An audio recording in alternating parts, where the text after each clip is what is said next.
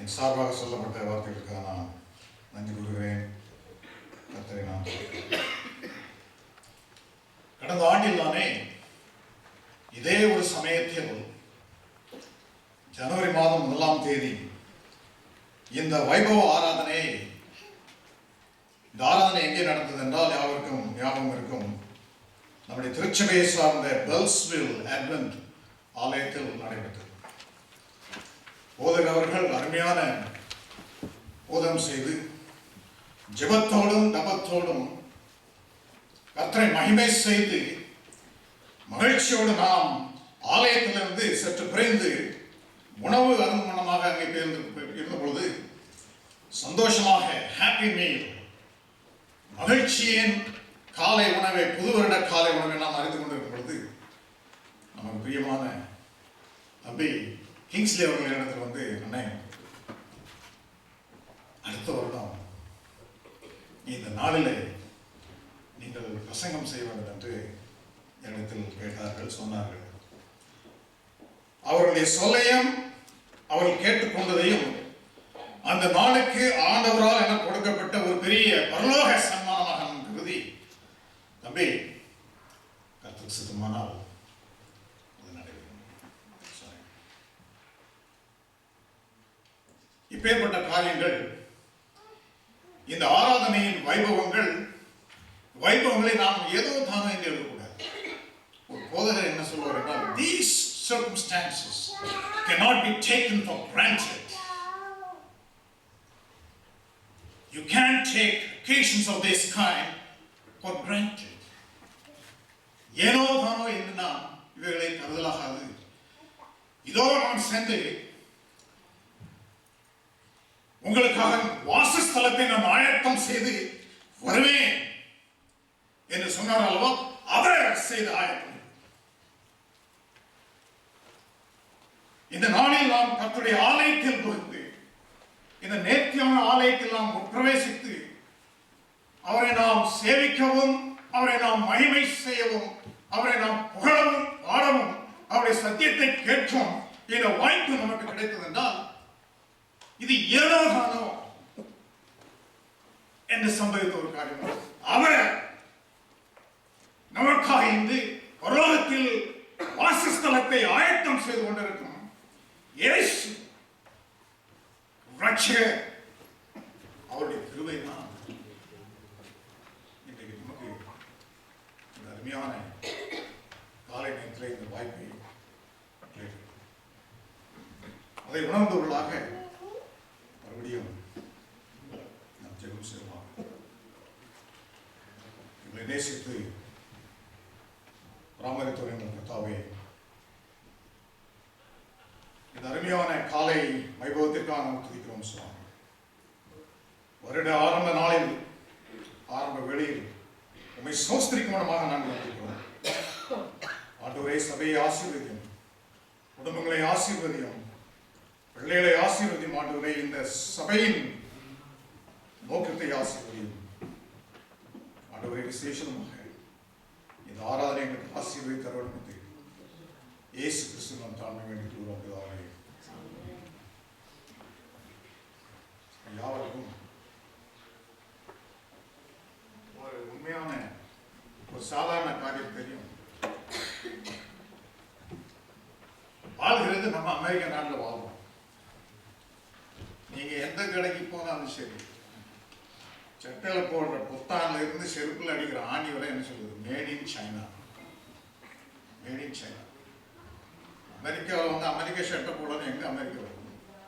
Made in Bangladesh, Vietnam, China. China என்று சொன்ன மாத்திரத்தில் நமக்கு என்ன ஞாபகம் வருது?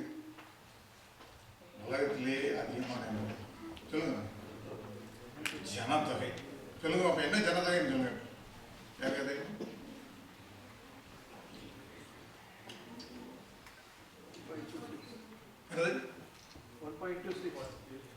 Very good. 1.4 ஆச்சு. எனக்கு தெரிஞ்சது. ஒரு எழுத்தாளன் என்ன சொல்கிறான் என்றால், ஆண்டவருடைய கிருபையை முன்னிட்டு, அவருடைய இரக்கத்தை முன்னிட்டு, அவருடைய ஐஸ்வர்யத்தை முன்னிட்டு இந்த சீன நாட்டு மக்கள் யாவரும் சுவிசேஷத்தை ஏற்றுக்கொண்ட மாத்திரத்தில் அவர் பரலோகத்திற்கு வரும் பொழுது பரலோகத்தில் நாம் பேசும் மொழி சைனா மொழி தான் பேசுவோம். இந்த சீனா மொழியில் அநேக நல்ல தத்துவங்கள் இருக்கிறது. அந்த கலாச்சாரத்தில் சீன எல்லாருக்கும் தெரியும். சைனீஸ் நூடுல்னா எல்லாருக்கும் கொஞ்சம் இன்ட்ரெஸ்ட் ஆகுது. ஒரு பழமொழி என்ன சொல்கிறது என்றால், a man who can't smile should not open up a shop. China பழமொழி, இந்தியாவில் இல்லை. A man who can't smile should open up a shop. சிரிக்க தெரியாத ஒரு சிங்காரன் ஒரு கடையை திறக்கக்கூடாது. இந்த ரீதியில பிரசங்கம் பண்ணுகிறவர் நானோ யாரோ எந்த போதகர்களும் இந்த வைபவத்தில், இந்த விசேஷ விதமான நேரத்தில் ஆண்டவருடைய பிள்ளைகளை ஆசீர்வதித்து வாழ்த்துவதற்கு மனதில் என்ன பிரசங்கம் பண்ணாங்க. இதன் அடிப்படையில் என்ன ஒரு காரியத்தை நான் சொல்ல விரும்புகிறேன் என்றால், புது வருட வாழ்த்துதல். பார்த்தவங்களெல்லாம் சொல்லுங்க, happy new year, happy new year, prosperous new year. ஒரு வாரத்துக்கு மேல மெரி கிறிஸ்மஸ் மெரி கிறிஸ்மஸ் சத்தம் இல்லை. எல்லாம் happy new year, happy new year. ஒருவர் என்ன சொல்றாங்க, I see a light in the sky and fresh morning dew. The newness of these years inspires me to wish you happy things are about to knock the door, so let your smile welcome them. Hope this new year will be bursting with happiness and prosperity. இந்த ஆண்டு விருத்தியையும் வளர்ச்சியும் செழிப்பையும் சந்தோஷத்தையும் சமாதானத்தையும் கொண்டு வரும் அந்த தருணம் நம்முடைய கதவுகளை தட்டி நிற்கிறது. அதை பற்றி மற்றவன் என்ன சொல்கிறார் என்றால், we spend January 1st walking through our lives room by room, drawing up a list of work to be done, cracks to be patched. Maybe this year, to balance the last one, we ought to walk through the rooms of our lives, not looking for flaws, but for potential. Not for flaws, but for potential.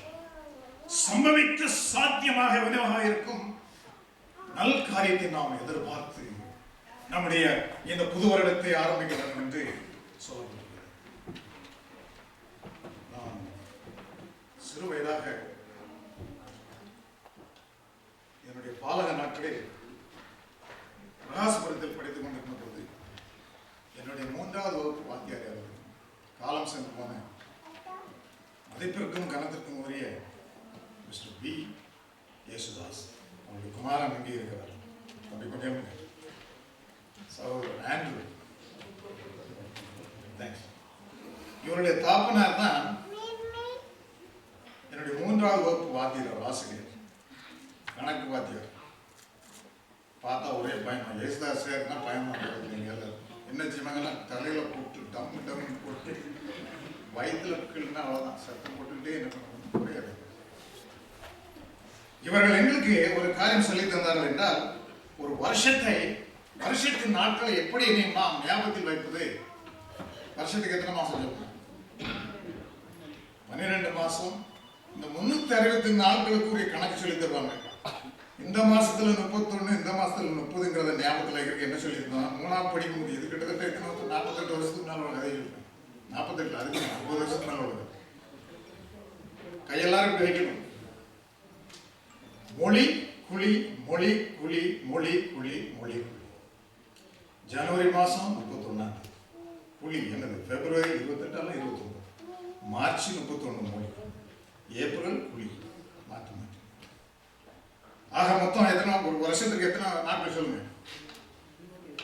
சரி, இப்போ எல்லாரும் என்ன செய்யணும்னா ஒரு சின்ன ஒரு கணக்கு செய்யும். உங்க கையில் உள்ள செல்போன் எல்லாம் இருக்கணும்ல, எல்லாத்தையும் செல்போன் இருக்குல்ல, அனைவரும் இது தயவு செய்து உங்க செல்போன் எடுக்கும். தம்பி எனக்கு எவ்வளவு நேரம் சொல்லுங்க, டைம் இருக்கு. இன்னொரு அரை மணி நேரம் இருக்கா? 20 minutes. 25 minutes. சரியா? செல்போன் எடுத்துட்டு எல்லாரும் ஒரு சின்ன கணக்கு, ஒன்றும் பெரிய பெரிய சங்கதி இல்லை. கால்குலேட்டர் அந்த மோடுக்கு போங்க. கால்குலேட்டர் மோடு என்ன ஞாயிற்றுல வரணும். சரி, 365 நாட்கள் என்று சொன்னோம்ல, 365 நாட்கள். இந்த 365 நாட்களை அதை 24ஆல பெருக்கணும். 3, 6, 5 பெருக்கல் 25. என்ன தப்பா போட்டோம்? 365 24 என்ன வந்துச்சு சொல்லுங்க? 365 24ஆல பெருக்கினா என்ன வந்துச்சு சொல்லுங்க? 8760. சரி, இந்த 8760 என்னது? மணி நேரம். ஒரு வருஷத்திற்கு எத்தனை மணி நேரம்? 8000. சரி, இதை 60ஆல பெருங்க. மறுபடியும் 60ஆல பெருங்க. எத்தனை? எவ்வளவு? என்ன அதோட நம்பர்? என்ன தொகை? எண்ணு என்ன? 525 600. சரி, மறுபடியும் அதை என்னது வினாடி ஆகும். மறுபடியும் ஒரு 60ஆல பெருங்க பார்ப்போம். சொல்லுங்க, என்னது? யாருக்கா சொல்ல முடியுமா? என்ன கணக்கு சார்? 3 கோடி 15 லட்சம் சொச்சம். நன்றி. போன வருடம் ஆண்டவரை துதித்து ஜனவரி மாதம் 1ஆம் தேதியில் ஆராதனை செய்து நாம் கர்த்தரை ஸ்தோத்திரித்து நம்முடைய வீடுகளுக்கு சென்றோம். என்ன சொன்னீங்க? 3 கோடியா? 3,15,36,000 செகண்ட் நடந்து போயிடுச்சு. இந்த நாட்களில் தானே 365 நாட்களில் கடந்த ஆண்டில் இந்த உலகத்தில் எத்தனையோ சம்பவங்கள் செய்யப்பட்டது. சந்தோஷமான சம்பவங்கள், துன்பத்திற்குரிய சம்பவங்கள், வைபவங்கள், அடக்க ஆராதனைகள், கல்யாண வைபவங்கள், ஜனனம், மரணம். இந்த நாட்டிலே ஒரு முக்கியமான எல்லாரும் சந்தோஷப்படக்கூடிய ஒரு காரியம் நடந்தது. என்ன தெரியுமா?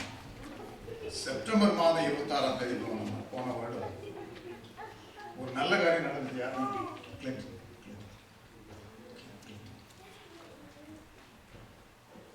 பிரசிடென்ட் கிளின்டன், ஜனாதிபதி கிளின்டனும் அவருடைய மனைவியும் தாத்தா பாட்டியானாங்க. என்ன தெரியுமா? போன வருடத்தில் ஜனவரி மாதம் 27ஆம் தேதி செல்சி அவருடைய ஒரே மகள் ஒரு அருமையான குழந்தை பிறப்பாரு. கிளின்டன் எப்படி சிரிக்க இருப்பாரு.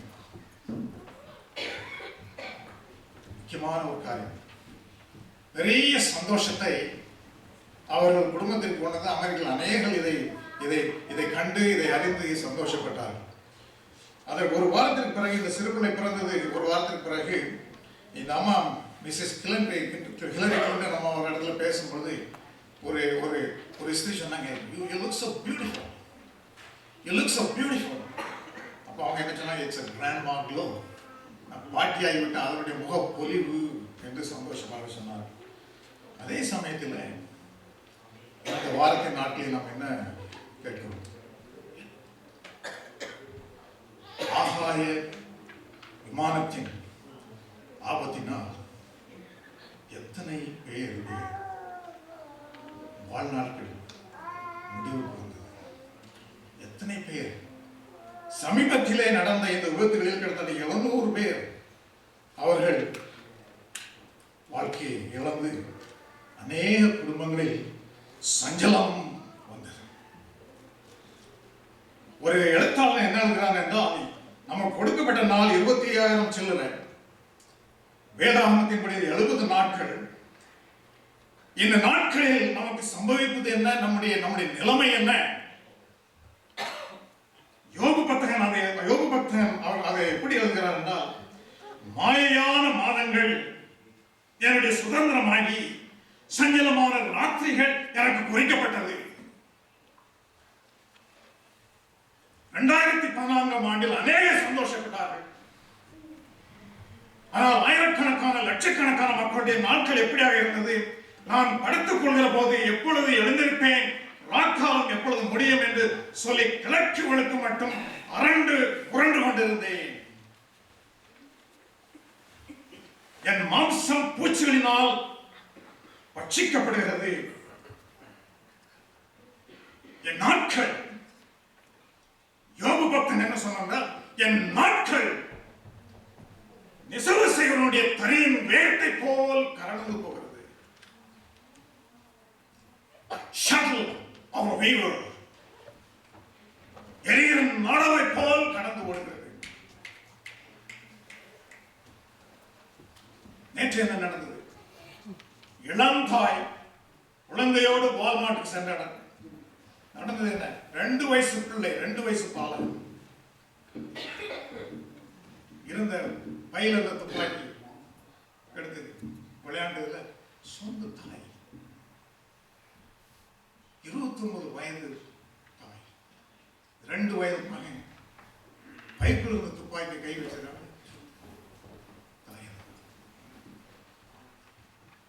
என் வாழ்நாள் புகையை போல் மறந்து போகிறது. இதை நாம் அதே மாதிரி நாம் பார்க்கிறோம் படத்தில். எத்தனை குடும்பங்கள் சஞ்சலத்தினால் அழுது கொண்டு இருக்கிறது. இனி நாம் கர்த்தரை புகழ்ந்து பாட வந்திருக்கிற சமயத்தில் அநேக இல்லங்களில் சஞ்சலம்.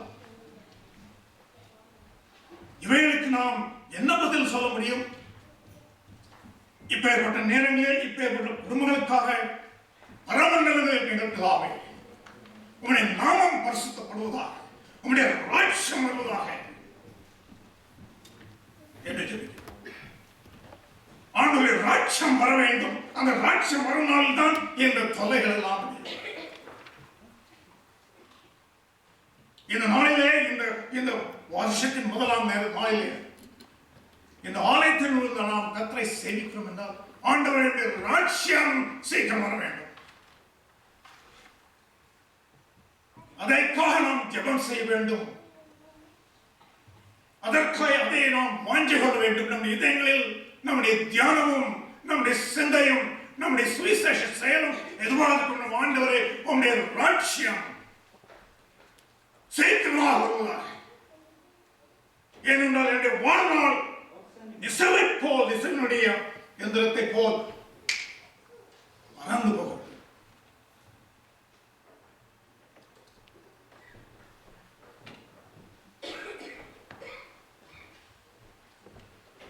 அதிகாலையில் நாம் கர்த்தரை தேடி வந்திருக்கிறோம்.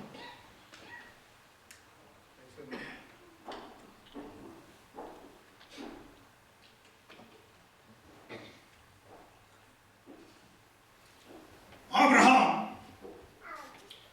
அதிகாலையில் எழுந்து கழுதையின் மேல் சேனை கட்டி தன் வேலைக்காரர் 2 பேரை தன் குமாரன் ஈசாக்கையும் கூட்டிக் கொண்டு தகன பலிக்கு கட்டைகளை பிளந்து கொண்டு தேவன் தனக்கு குறித்த இடத்திற்கு புறப்பட்டு போனான். அதிகாலை ஆபிரகாம் அவன் கட்டைகளை பிளந்து வேலைக்காரர்களையும் அழைத்து தனக்கு பிறந்த ஒரே குமாரனை அவன் பலியிடமாக தேவன் குறித்த இடத்திற்கு புறப்பட்டு சென்றான். அதிகாலையில் சேணம் கட்டி லாபான் அதிகாலையில் எழுந்திருந்து தன் குமாரர்களை முத்தம் செய்து அவர்களை ஆசீர்வதித்தான். பின்பு லாபான் புறப்பட்டு தன் இடத்திற்கு திரும்பி போனான். ஆண்டவரை ஆராதிக்கும் சரியான நேரம் என்ன? ஆபிரகாம் அதிகாலை சேணத்தை கட்டி ஆண்டவர் கட்டளையிட்ட இடத்தை நோக்கி சென்றான். லாபான் அதிகாலையில் எழும்பி தன் குமாரர்களையும் தன் குமாரத்திகளையும் அவன் முத்தம் செய்து அவர்களை ஆசீர்வதித்தான். அவர்களை ஜெபம் செய்தான். அவர்களுக்காக கர்த்தரை ஆராதனை செய்தான். அதிகாலை என்ன சொல்றது? அதிகாலமே யோசுவா எழுந்திருந்த பின்பு அவனும் இஸ்ரவேல் புத்திரர் அனைவரும் பிரயாணம் செய்தார்கள்.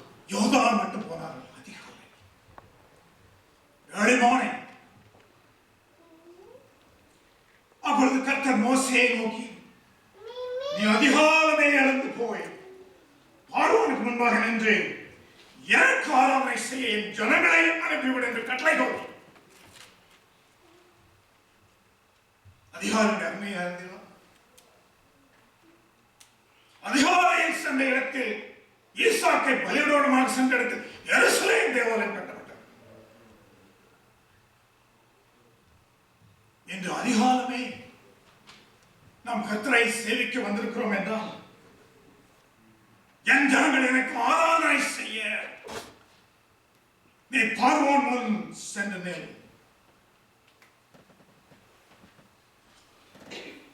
அதிகாலை இந்த காலை நேரத்தில் நான் இந்த ஆலயத்திற்கு வரும்பொழுது அதிகாலை சரியான என்று கர்த்தரை சேவிக்கும் வண்ணம் வந்திருக்கும் நம்முடைய இந்த திருச்சபை, அதிகாலையில் வந்திருக்கும் இந்த திருச்சபை பற்றி ஒரு அருமையான வசனம். தயவு செய்து உங்களுடைய வேதாங்களை உன்னத பாட்டு 6ஆம் அதிகாரம் 10ஆம் வசனத்திற்கு இருக்குமா? அதிகாலையில் நாம் வந்திருக்கிறோம். வருஷத்தின் முதலாம் நாளின் அதிகாலை, வருஷ பிறப்பின் முதலாம் நாளின் அதிகாலை 7 மணி அதிகாலை நம்மை பற்றி வேதவசனம் ஒரு அருமையான விஸ்தரிப்பு சொல்கிறது. உன்னத பாட்டின் புத்தகம் 6ஆம் அதிகாரம் 10ஆம் வசனத்தை வாசிக்கிறேன். சந்திரனை போல அழகும், சூரியனை போல பிரகாசமும், ஒளிகள் போல் பறக்கும் படையை போலவும் கெடிப்புள்ளதாய அருணோதயம் போல் உதிக்கிற இவள் யாவது? என்ன என்ன அழகான மொழி! சந்திரனை போல் அழகும், சூரியனை போல் பிரகாசமும், ஒளிகள் பறக்கும் படையை போல் கெடியுள்ளவனாய் அருணோதயம் போல் உதிக்கிற இவள் யாவது? சூரியனை போல் பிரகாசம், சந்திரனை போல் அழகு, அருணோதயம். அருணோதயம் அர்த்தமே இருக்கு ஐயா தமிழை. சூரிய உதயம், அருணோதயம், ஏர்லி மார்னிங். எப்பேற்பட்ட அழகோடு தோற்றம் அளிக்கிறவள் யார்? கர்த்தரை சேவிக்கும் வண்ணமாக அதிகாலையிலே வருடத்தின் முதல் நாளின் காலையிலே அவரை சோஸ்திரிக்க வந்திருக்கிறோம் அல்லவா? இந்த திருச்சபை இவள் யார்? சந்திரனை போல் பிரகாசம், சூரியனை போல் பிரகாசம் உள்ள அருணோதயம் யார்? இவள் யார்? இந்த கர்த்தருடைய திருச்சபை. சந்திரன் என்று சொன்ன மாத்திரத்தில் ஆராய்ச்சியாளர் என்ன சொல்கிறார்கள்? கிட்டத்தட்ட 7-8% மேக்சிமம் 15% சூரியனிலிருந்து ஒளியை அது உட்கொண்டு கிரகித்து அது பிரதிபலிக்கிறது. சூரியன் என்று சொன்ன மாத்திரத்தில் என்ன சொல்லுறாங்க? சூரியனை பற்றி சொல்லுங்க. இந்த இரண்டு ரசாயன வாயு அங்கு எரிந்து கொண்டே இருக்கிறது, ஹைட்ரஜன் அண்ட் ஹீலியம். ஆராய்ச்சியாளர்கள் என்ன சொல்கிறார்கள் என்றால், அந்த ஹைட்ரஜன் எரிந்து முடிந்தால் இந்த ஹீலியத்திற்கு வரும்போது கிட்டத்தட்ட 130 மில்லியன் வருடங்கள் எரிந்துகிட்டே இருக்கும். உண்மைதான், கடவுள் சிருஷ்டிப்பின்படி அது உண்மைதான். ஆண்டவர் சிருஷ்டிப்பின்படி அது அணையவே கூடாது. நம்ம செஞ்ச பாவத்தினால எல்லாமே அணைய போகும். சூரியனுடைய ஒளி கிட்டத்தட்ட 7-8 நிமிடங்கள், எத்தனையோ மில்லியன், கிட்டத்தட்ட 150 மில்லியன் மைல்ஸ் டிஸ்டன்ஸ். நீ சூரியனை போல் பிரகாசம், சந்திரனை போல் அழகாய் எனக்கு இந்த அருணோதயம் உள்ளவர்கள் யார்? இந்த விஸ்தரிப்புக்கினுடைய ரகசியம் என்ன தெரியுமா? ஆண்டவர் சபைக்கு காட்டிய அன்பு.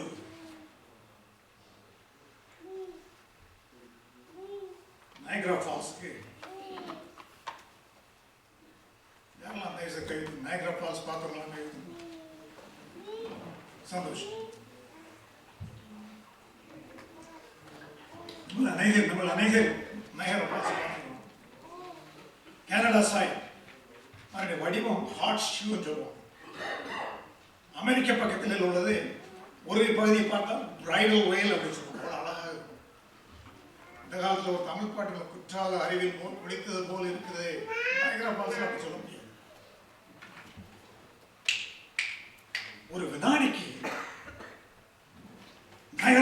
வீழ்ச்சியிலிருந்து 600,000 கேலன் தண்ணி அமைக்கும். இதுக்குள்ள 600,000 தண்ணி கேலன். இது கனடா சைடு. அமெரிக்கா சைடு அப்படின்னு சொன்னோம்னா எத்தனை? 157 160,000 கேலன் ஒரு செகண்ட். இந்த நயரா வீழ்ச்சியில இருந்து உளுந்து பிழைத்ததாக இதுவரைக்கும் சரித்திரத்தில் 2 பேர் தான். 2 ஒரு சின்ன பையன், ஒரு 7 வயசு பையன், தண்ணீர்ல நீந்தக்கூடிய சட்டக்கட்டெல்லாம் போட திடீர்னு எப்படியே தவறி உள்ள விழுந்துட்டான். அங்க உள்ள சில உல்லாச பயணம் செய்ய போட்டுருக்குல்ல, பேர் என்னது, மெய்டன் ஆஃப் மிஸ்டா, ரைட். அதுல உள்ள 2 பேர் 3 பேர் குளித்து எழுப்பி இந்த பையனை அப்படி தப்பிச்சுட்டாங்க. இன்னொரு என்னன்னா, அது ஒரு முழு மனிதன். அவர் போட்டிருந்தது இந்த சூட்டுக்கிட்டு எதுவுமே போடலை, எந்த விதமான பிளாஸ்டிக் ஒன்றுமே கிடையாது, சாதாரண சட்டை, சாதாரண பேண்டை போட்டு அவர் குதித்து எங்க 150 அடி உயரம், 20 அடி உயரம், தண்ணியினுடைய வல்லமை உங்களுக்கு தெரியும். நீந்தி அவர் என்ன மல்லா கண்ணி அடிச்சு வந்து கரைக்கு வரும்போது போலீஸ் அவரை பிடிச்சு அரெஸ்ட் பண்ணி $10,000 ஃபைன்.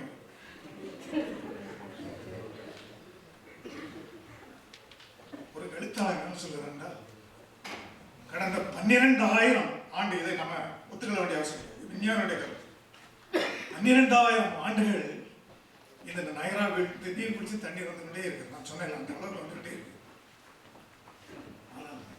எவ்வளவு பெரிய இந்த தண்ணீர் அளவை நாம் சேர்த்தாலும் ஆண்டவர் நமக்கு காண்பித்த இந்த சபைக்கு அவர் காட்டின அன்புக்கு அது ஈடாகாது. ரோமர்கள் நிறுவனம் 5ஆம் அதிகாரம் 5ஆம் வசனத்தை வாசிக்கிறேன். நீ சந்திரனை போல் அழகாயும் சூரியனை போல் பிரகாசமாயும் அருளோதயம் போல் இருக்கிறவன் யார்? அவள் அந்த அழகு எப்படி வந்தது என்றால், மேலும் நமக்கு அருளப்பட்ட பரிசுத்தாவினாலே தேவன் நம்முடைய இருதயங்கள் ஊற்றப்பட்டதினால். சபைக்கு தேவன் தம்முடைய குமாரனை கொண்டு அவருடைய ரத்தத்தை ஊற்றினார். அவருடைய ரத்தத்தினால் வந்த பாவ சுத்திகரிப்பினால் வந்த பரிசுத்தத்தினால் நாம் சந்திரனை போல் அழகாயும் நீங்கள் சூரியனை போல் பிரகாசமாய் காலை உதயத்தை போல் இருக்கிறவர்கள் யார்?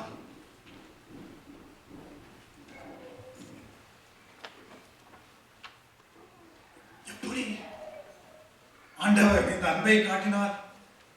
மத்தேயு சுவிசேஷத்திலே நாம் பார்க்கிறோம், ஆண்டவருடைய குமாரன் பெத்லகேம் தாவீது ஊரில் பிறந்த பொழுது அவரை பார்க்க முடியாது.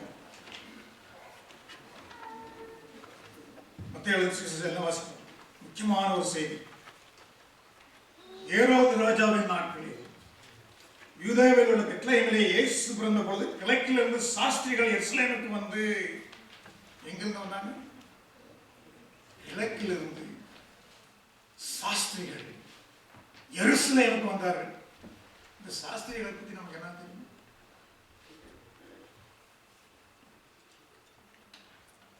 கிழக்கு. யார் இந்த சாஸ்திரிகள்?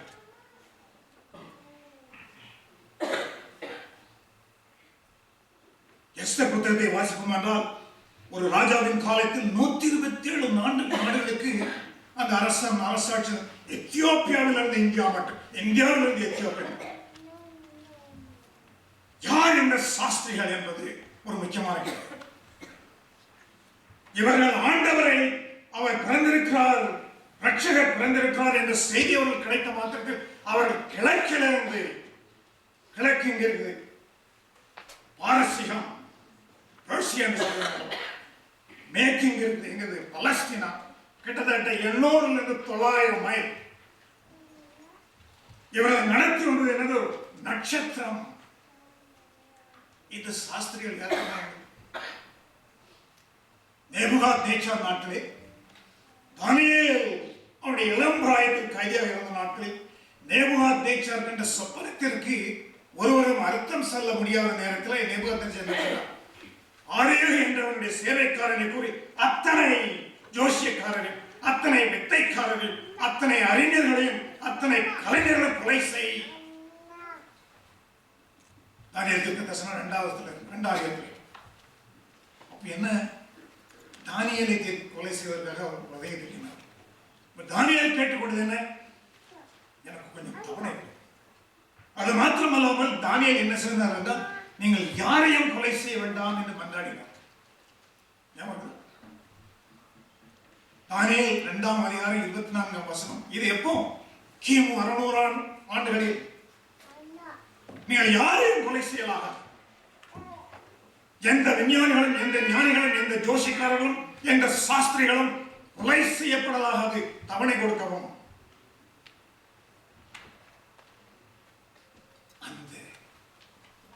அந்த வம்சத்தார் தான் இந்த சாஸ்திரிகள். அன்றைக்கு கொலை செய்யப்படவில்லை. தானியேலுடைய ஊழியத்தின் நிமித்தமாக அவருடைய உயிர்கள் ரட்சிக்கப்பட்டது.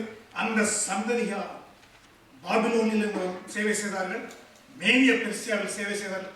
அவர்கள் தானியேலுடைய வேலை நிமித்தமாக, அவருடைய ஊழியத்தின் நிமித்தமாக, அவருடைய அன்பை நிமித்தமாக அநேகர் ரட்சிக்கப்பட்டார்கள். அந்த சந்ததியார். கொஞ்சம் நீங்க அது எப்படி நீங்க அப்படி சொல்லுறீன்னு கேட்கலாம். அதுக்கு ஒரு வழக்கம் சொல்ல. எங்க தாத்தா அட்வென்டிஸ்ட் மெசேஜ் இந்த சத்தியத்தை அடைந்தது 100 வருஷம் ஆயிடுச்சு. பிரயாசத்தில் பீரந்தேவதாஸ் அநேகர் அதுக்கு சொல்லலாம். அவர்களுடைய குடும்பம் எப்போ வந்துச்சு பிரயாசத்துக்கு? எப்போ வந்தாங்க நம்ம மிஷினரி? 1906 எப்போ வந்தாங்க? அதுக்கு முன்னால வந்தாங்க. 108 வருஷம் ஆச்சு. இன்னைக்கு நான் அட்வென்டிஸ்ட். எதனால? அன்றைக்கு வெளிச்சம் நமக்கு வந்தது. இவரை நடத்தி வந்தது என்னது? ஒரு நட்சத்திரம். இந்த நட்சத்திரம் யார்?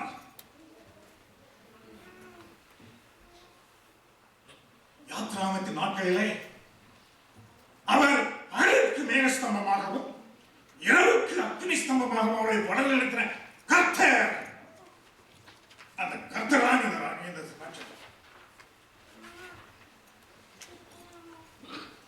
இஸ்ரவேலை வழிநடத்திய அந்த மேகஸ்தம்பமாய கர்த்தர், இஸ்ரவேலை இரவில் வழிநடத்தின அந்த அக்னி ஸ்தம்பமாய கர்த்தர், அந்த நட்சத்திரம் இந்த திருச்சபையின் நட்சத்திரமாக இருக்கிறது.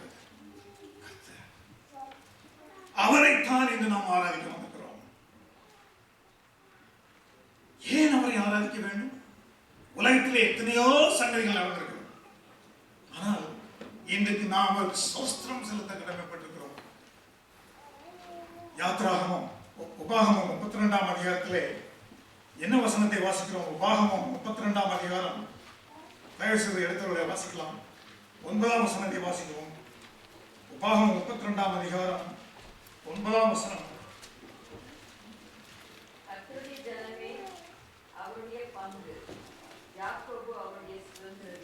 தொடர்ந்து வாசிங்க சார்.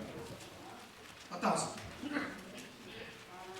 பாழான நிலத்திலும் ஊழையிடுதல் உள்ள வெறுமையான அவாந்திர வெளியிலும் அவர் அவனை கண்டுபிடித்தார், அவனை நடத்தினார், அவனை உணர்த்தினார், அவனை தன் மணியை போல காத்தொழினார். இன்றைக்கு இந்த ஆலயத்தில் நம்ம ஆராதனை செய்கிறோம் என்றால் ஒரே என்ன சொல்றது வசனம்? பாழான நிலத்தில் ஊழையிடுதல் வெறுமையான அவாந்திர வழியிலும் அவனை நான் கண்டுபிடித்தேன். 100 வருஷத்துக்கு முன்னால நம்மளுடைய மூச்சோருடைய பேரை, எங்க தாத்தாவுடைய பேர் முக்கந்தர். முக்கந்தர் உங்களுக்கு என்ன சொல்லுது? அட்வென்டிஸ்டா? சேசையா? விக்கிரகத்தை வணங்குகிறவர் முக்கந்தர். அதைத்தான் சொல்லுது. பாழான நிலத்திலும் ஊழையிடுகிற வெறுமையான அவாந்திரையிலும் இருந்து அவனை கண்டுபிடித்தேன், அவனை நடத்தினார், அவனை உணர்த்தினார், அவனை தமது கண்ணனை போல் காத்தவர். You are the apple of my eye. Stevie Wonder பாடுகிறார்ல, You are the sunshine of my life. You are the apple of my life. கண்மணியை போல் காத்தவர். இன்னைக்கு என் ஆத்மாவை கர்த்தரை ஸ்தோத்திரி, என் முழுவதுமே பரிசுத்த நாமத்தை ஸ்தோத்திரி. நாம் உள்ளந்தறிந்து நாம் ஜெபத்தோடு அவரை ஸ்தோத்திரிப்போமானால் அவர் நம்மை கண்மணியை போல். இன்று இங்கு இருக்கும் ஒவ்வொருவரும் each person is an apple of God's eye. You are the sunshine. You are the apple. என்று இன்னைக்கு பாடுறோம். இது 3000 வருஷம் 4000 வருஷத்துக்கு முன்பதாக மோசே பக்தன் ஆண்டவருடைய அருமையை பற்றி சொல்கிறார். கண்மணிக்கு ஆப்பிள் ஆப்பிள் அதை மறுபடியும் எபிரேய மொழியில பார்த்தோம்னா அது ஆப்பிள். ஆங்கிலத்தில் என்ன சொல்றது? ஒரு சின்ன பிள்ளை என்ன சொல்லணும்? நம்ம 3 ஹோர்ஸ் we got 3 scholars சொல்றோம் இல்லையா? 3 people 30 people சிறு பாலம் தானே. ஒன்று சொல்றேன், கண்மணி கோயில் முடிஞ்ச கூட ஒன்று சேர்க்காது. ஸ்திரீகள் சகோதரி கல்யாணம் கட்டின சகோதரி உங்க மாப்பிள்ளை மான் முன்னாடி நின்று அவருடைய கண்ணில் பாருங்க. சொல்லுங்க,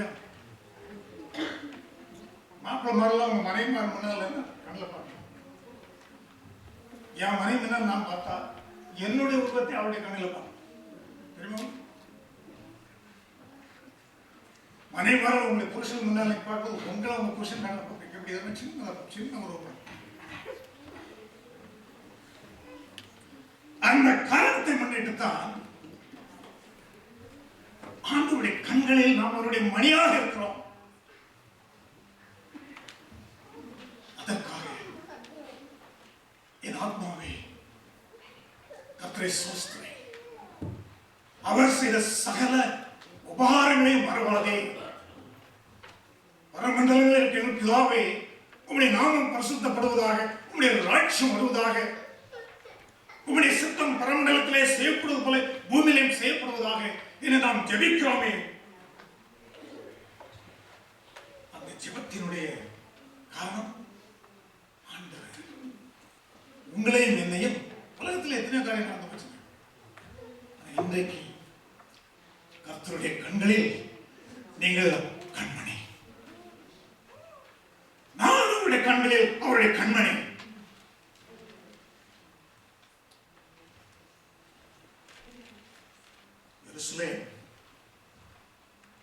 வசனம் என்ன சொல்கிறதுன்னா, தாவீதின் ஊராகிய பெத்லகேமிலே அவர் பிறந்தார்.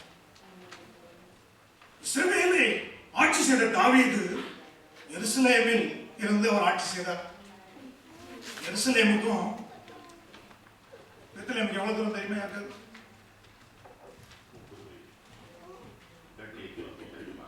30 கிலோமீட்டர் சொல்றாங்க. சரி,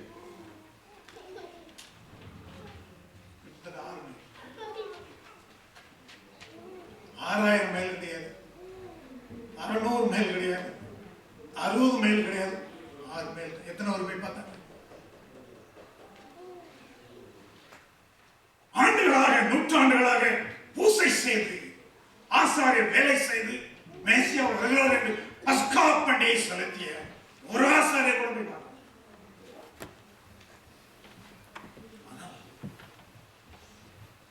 2000 ஆண்டுகளுக்கு பிறகு இயேசு கிறிஸ்து ஆராதிக்கப்படுமாக நாம் இங்கு வந்திருக்கிறோம் என்றால், அதை விட இந்த உலகத்தில் நமக்கு எந்த விதமான ஆசீர்வாதம் கிடையாது. ரட்சிப்பின் ஆசீர்வாதம். கண்மணி என்று சொல்வதற்கு அதனுடைய பொருள் என்ன? ரட்சிப்பின் ஆசீர்வாதம் நமக்கும் நம் யாவருக்கும் கொடுக்கப்பட்டது. இந்த ரீதியில ஆண்டவர் கண்மணியை போல் போன உடனே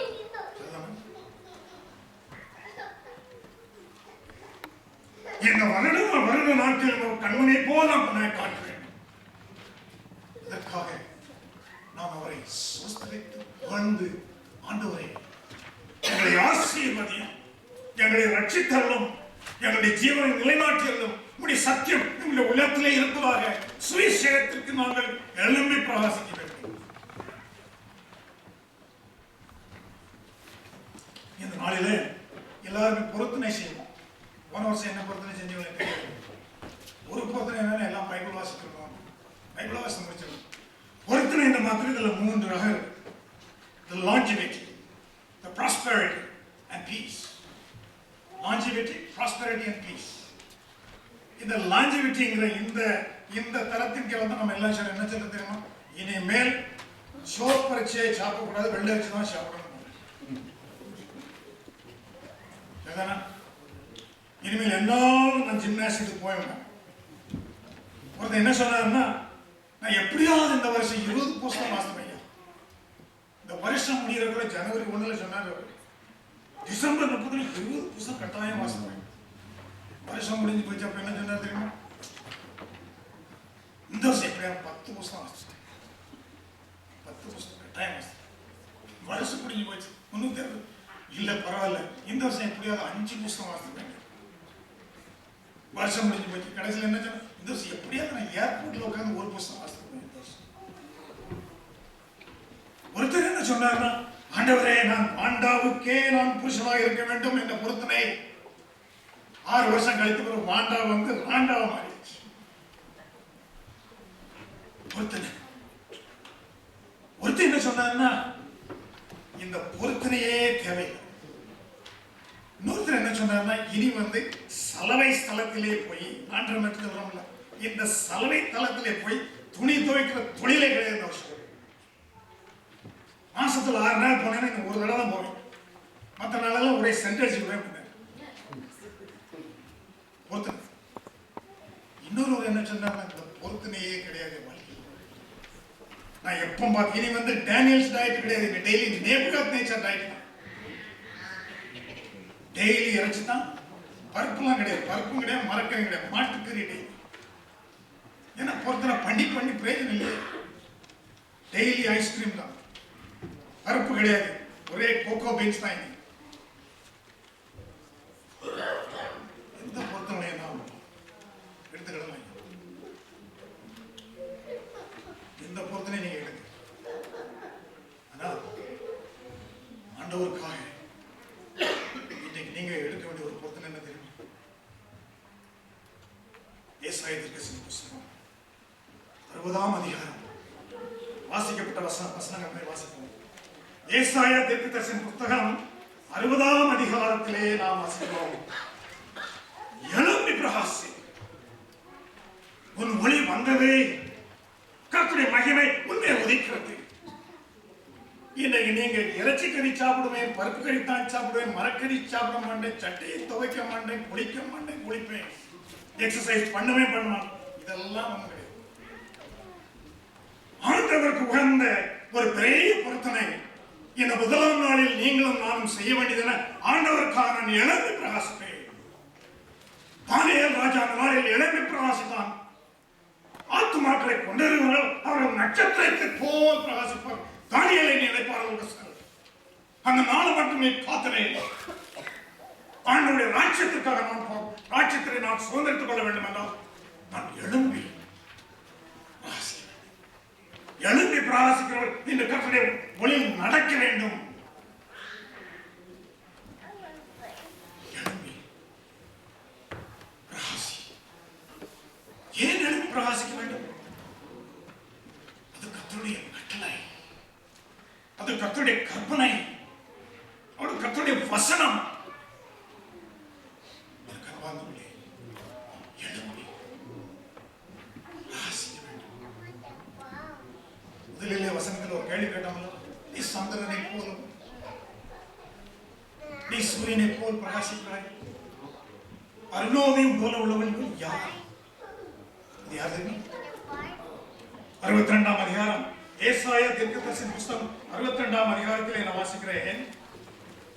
3ஆம் வசனம், நீ கர்த்தருடைய கையில் அலங்காரமான கிரீடமும். கவனிங்க, முதலில் உன்னத பாட்டில் என்ன வசனம்? சந்திரனை போல் பிரகாசம் உள்ளாய், சூரியனை போல் பிரகாசம் உள்ளாய், காலை போல் வெளிச்சமுள்ள இவள் யார் என்று கேள்விக்கு 62ஆம் அதிகாரம் ஏசாயா புத்தகத்தில் என்ன வாசிக்கிறேன்? கர்த்தருடைய கையில் அலங்காரமான கிரீடம், உன் தேவனுடைய கரத்தில் ராஜமுடியுமாய் இருக்கும். என்ன சொல்ற? நீ இனி கைவிடப்பட்டவள் அல்ல என்னப்பட்டாலும் உன் தேசம் இனி பாழான தேசம் எனப்படாமலும் நீ எப்சிபா என்றும் உன்னுடைய தேசம்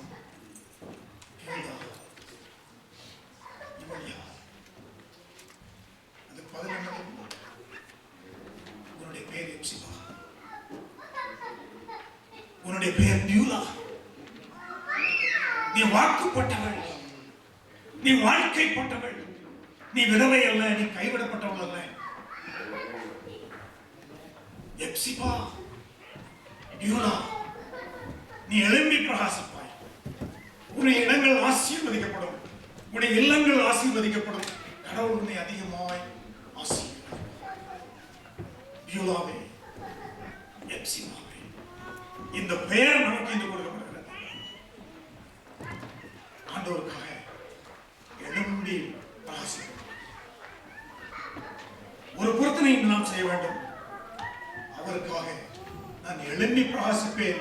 மோசே பக்தன் அவன் சீனாய் மலையில் இருந்து கற்பனைகளை கலைகளை சுமந்து வரும்பொழுது அவனுடைய முகம் பிரகாசித்தது என்று சொல்கிறார்.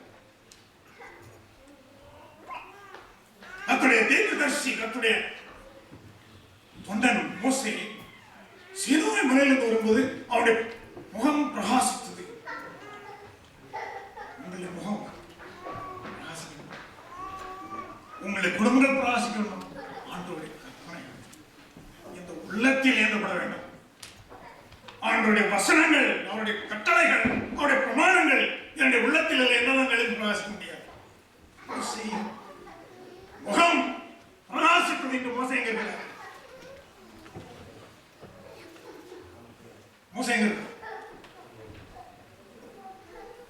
தானியேல் தரிசி எங்க இருக்கிறார்? அவருக்கும் அதே மாதிரி நட்சத்திரத்தை போல் பிரகாசித்து அநேக ஆத்மாக்களை சாஸ்திரிகள் வந்தார்கள். இந்த சாஸ்திரிகள் எல்லாம் தானியேல் தீர்க்கதரிசியினால் கன்வெர்ட் பண்ணப்பட்ட அந்த ஜெனரேஷன்.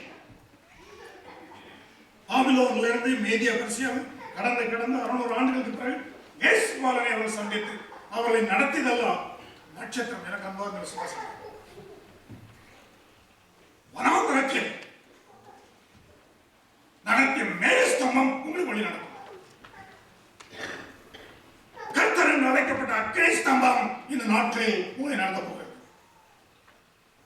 2015ஆம் ஆண்டில் ஆண்டவருக்காக நான் பிரகாசிப்பேன் என்று நாம் செல்ல மாத்திரத்தில் அவருடைய பிரகாசம் மேகஸ்தம்பமாய கர்த்தரும் அக்கினி ஸ்தம்பமாய இஸ்ரவேலின் தேவனும் இதோ சீக்கிரமாய் வருகிறேன்.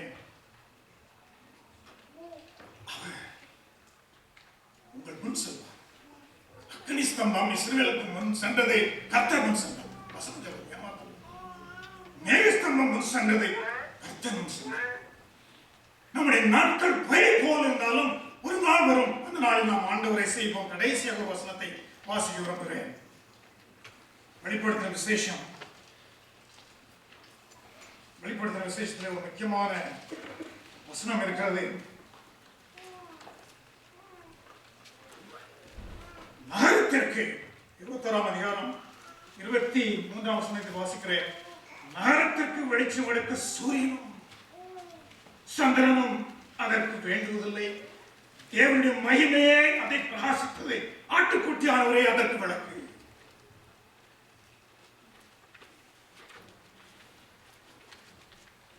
இனிமேல் சந்திரனும் தேவையில்லை, சூரியனும் தேவையில்லை.